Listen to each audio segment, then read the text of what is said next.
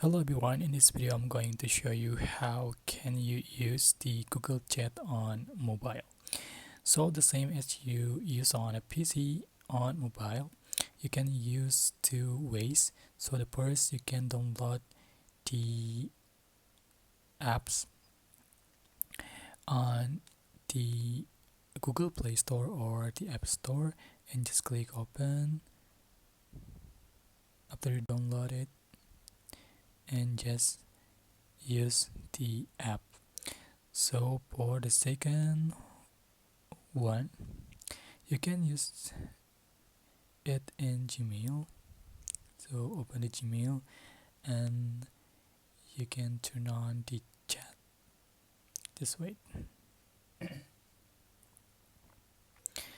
So you can go to three lines in the top left corner and scroll down, select settings and select chat and select a chat and just turn on for add section.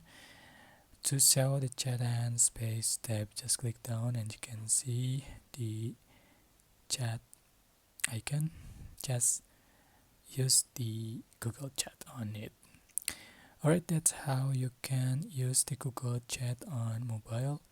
I hope this tutorial was helpful for you. Don't forget to like, comment, share and also subscribe. Thank you so much for watching.